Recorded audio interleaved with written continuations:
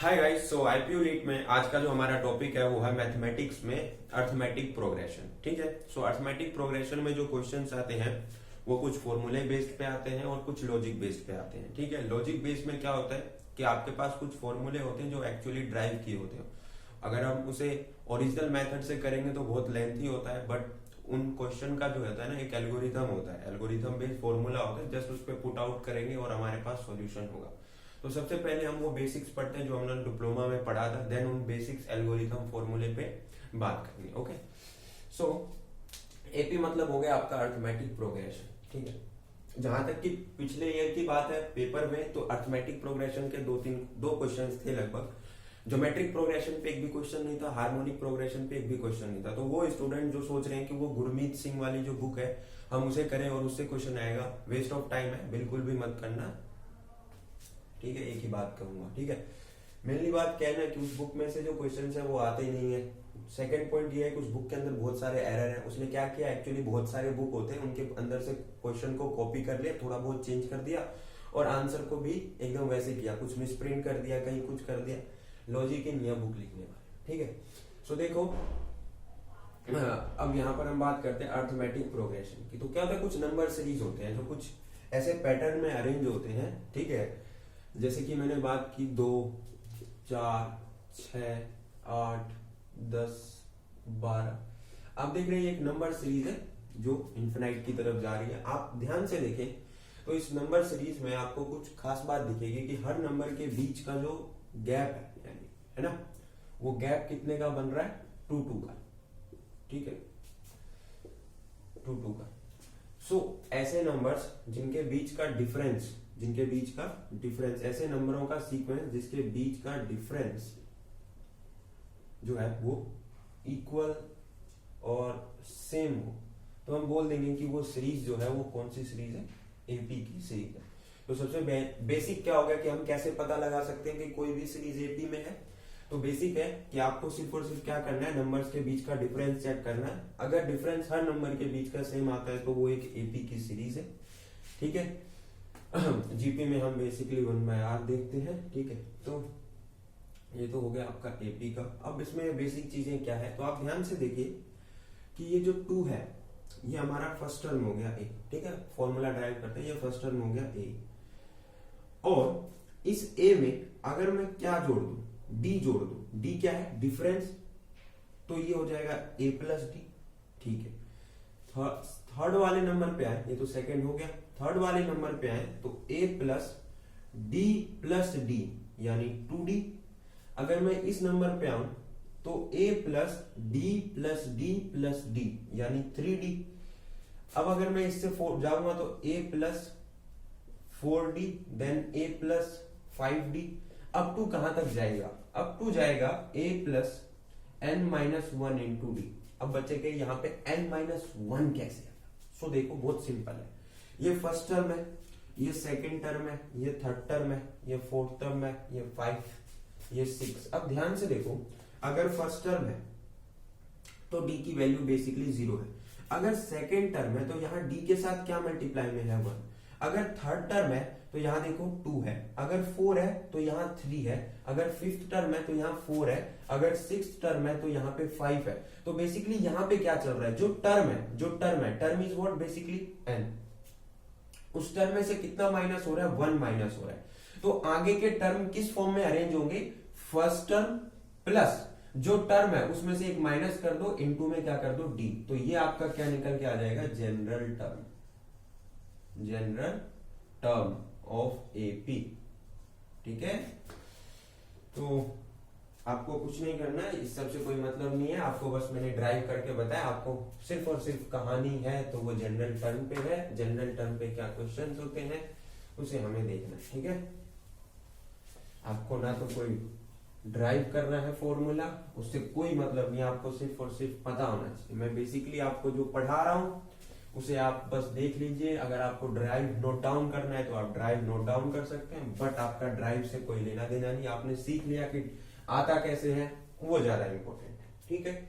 और क्वेश्चन कैसे करना है वो ज्यादा इंपॉर्टेंट है। So the general term of AP is A is equals to A N th term is equals to A plus N minus one into D. So this is your general term of AP. This is A N th term. अब ध्यान से देखो इसके basis पे question क्या आता है. देखो यहाँ पर कितने हमारे पास वेरिएबल्स हैं, यानी कितने जगह पे हम कोई वैल्यू रख सकते हैं. 1 2 3 एंड 4.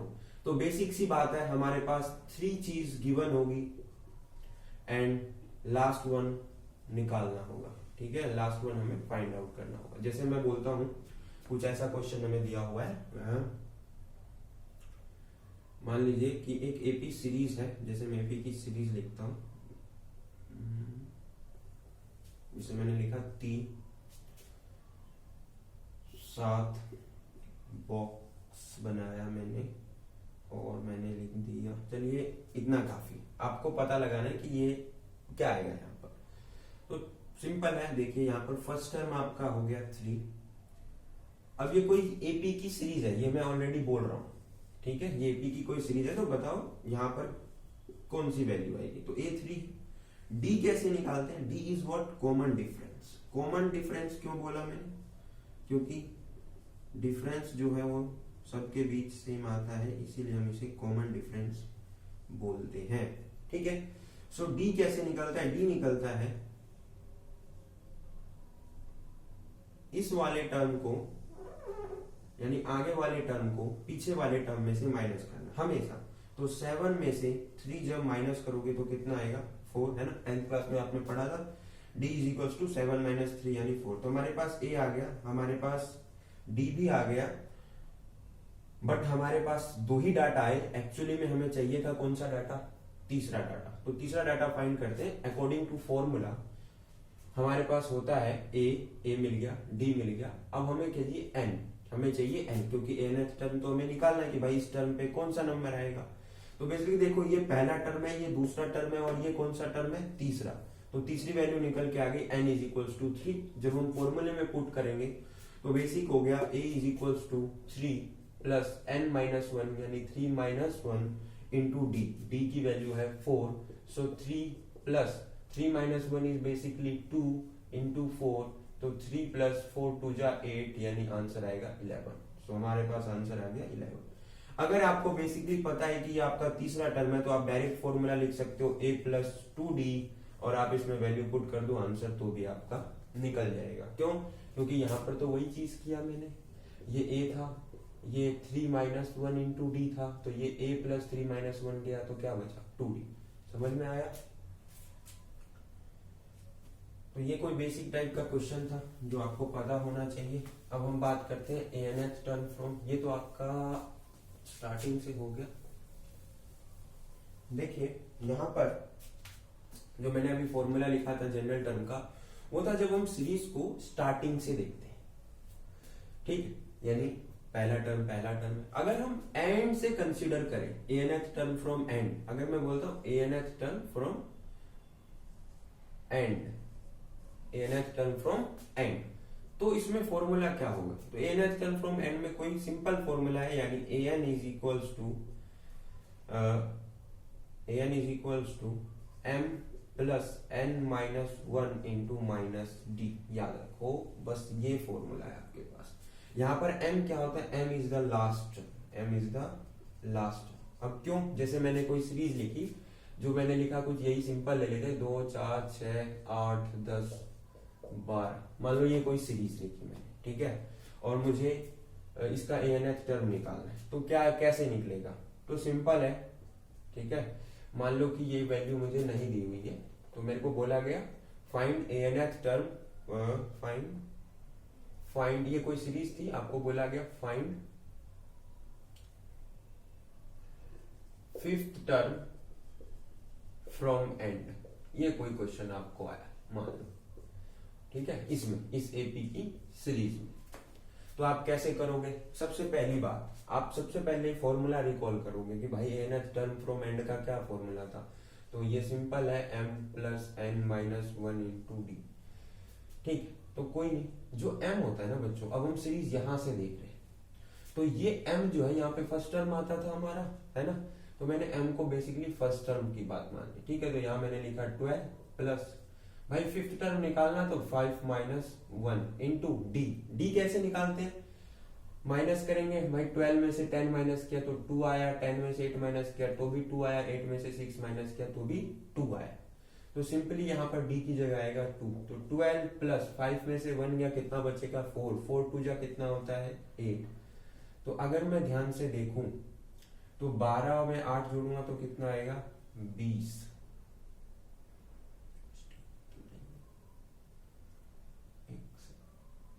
अच्छा मिस्टेक हो गया ना, यहाँ पर माइनस डी है ना, हाँ ठीक है, फॉर्मूले के अकॉर्डिंग यहाँ पर माइनस डी है ना। So it's -2। सो ये हो जाएगा आपका 12 माइनस 8। तो 12 में से 8 गया तो कितना आया 4। ठीक है, फॉर्मूले में क्या है, डी जो है वो माइनस में। अगर आपका कॉमन डिफरेंस माइनस में आता है तो माइनस माइनस क्या हो जाएगा, प्लस हो जाएगा। आप याद रखना, कॉमन डिफरेंस माइनस में भी आ सकता है, कोई दिक्कत नहीं। अगर एपी की सीरीज नेगेटिव में आ रखी है या कुछ टर्म है जो नेगेटिव पॉजिटिव इंटरवल में चल रहे हैं, तो इसका मतलब डी नेगेटिव भी आ सकता है, कोई दिक्कत नहीं। ठीक है, बट डी अगर नेगेटिव आता है तो सारे ही स्टेप्स में आप देखोगे कि हर नंबर के बीच सेम डी आ रहा होगा नेगेटिव में। ठीक है, तो ये हो गया आपका एएनएच टर्म फ्रॉम एंड। और आपको एक क्वेश्चन भी करा दिया। मैं क्वेश्चन बहुत सिंपल ले रहा हूँ, पेपर में भी बहुत सिंपल आते हैं, कोई ज्यादा मुश्किल क्वेश्चंस नहीं आते। ठीक है,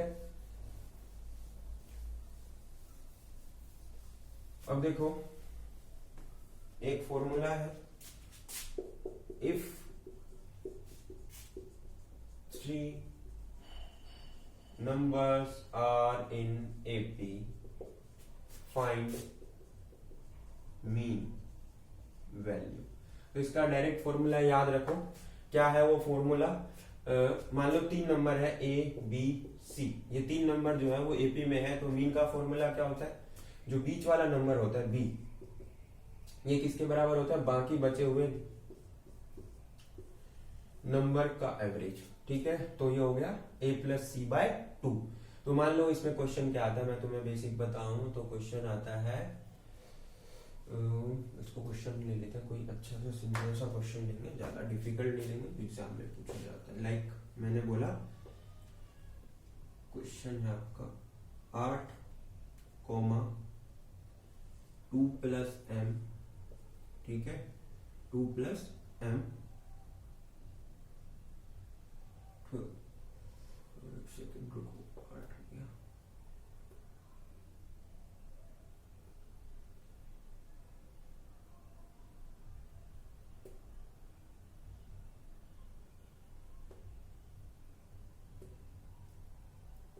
चलो ये ले लिया। अब ऐसा कोई क्वेश्चन आए, find the value of m। अब ये क्वेश्चन आया, find the value of m, तो कैसे करोगे, तो ध्यान से देखो, जो सेंटर वाला नंबर है वो तो यहाँ आ जाएगा 2 प्लस m, बाकी जो नंबर बचे 8 प्लस 16, और इसको कर देंगे डिवाइडेड बाय 2, तो 2 plus m is equals to हो जाएगा 24 बाय 2, कैंसिल किया तो ये हो गया 12, तो m इज इक्वल्स टू हो गया 12 माइनस 2, कुछ मिस्टेक तो नहीं, 8 4 2 24 2 2 4, ठीक है, m आ गया 12 माइनस 2, तो m की वैल्यू कितनी आ गई 10, कितनी आ गई 10। ठीक है, एक सेकंड रुकना, ये 8 था। अगर मैंने ये सीरीज बनाई है तो इसमें प्रॉब्लम क्या आना चाहिए, लाइक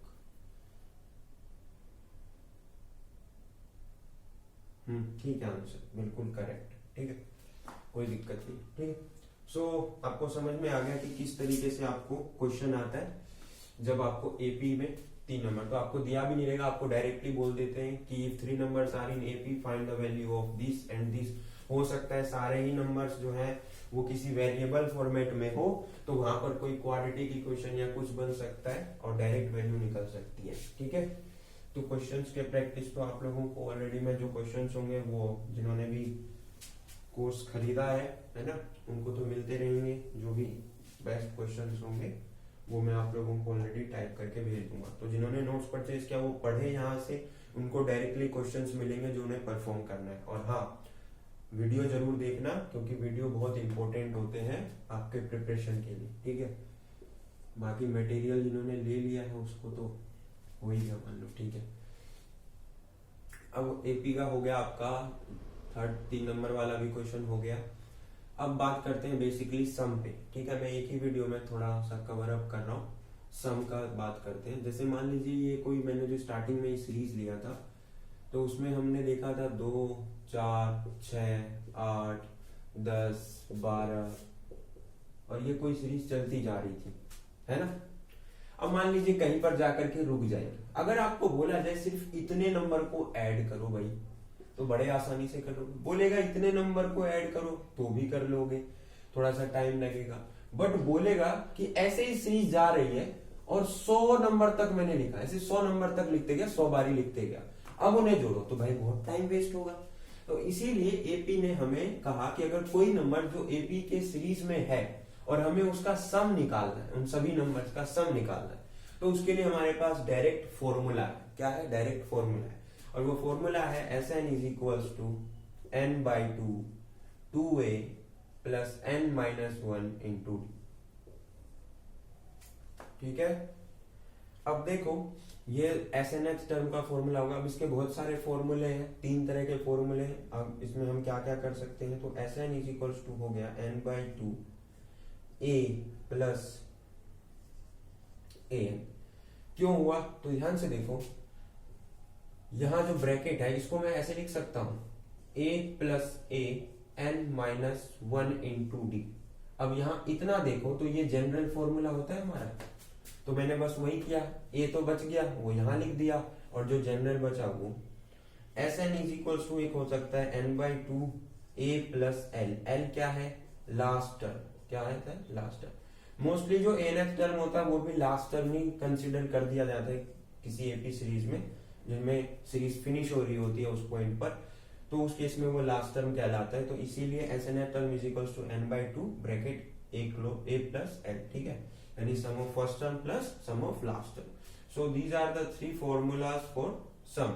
अब आप अकॉर्डिंग टू सिचुएशन कोई भी फॉर्मूला आप डायरेक्टली पुट कर देना और आंसर आपके पास निकल जाएगा, ठीक है। तो ये आपका था एपी का कुछ फॉर्मूले हैं जिसके हिसाब से आपको क्वेश्चन परफॉर्म करने होते हैं। आपको ये क्लास 10th में भी आता था, इसमें कोई दिक्कत नहीं होगी।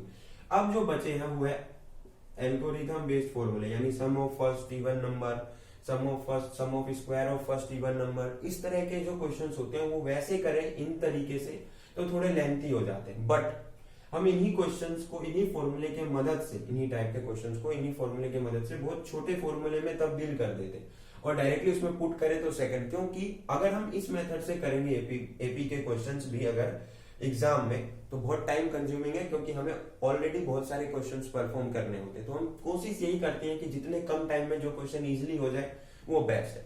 तो एपी के अगले पार्ट में आऊंगा मैं कुछ बेस्ड एल्गोरिथम फॉर्मूले के साथ, ठीक है, और उसमें आपको कुछ अच्छे खासे क्वेश्चंस भी मिल जाएंगे। ये तो आपका कुछ बेसिक था क्लास 10th का। So bye bye guys, thank you, and subscribe करना, शेयर करना वीडियो।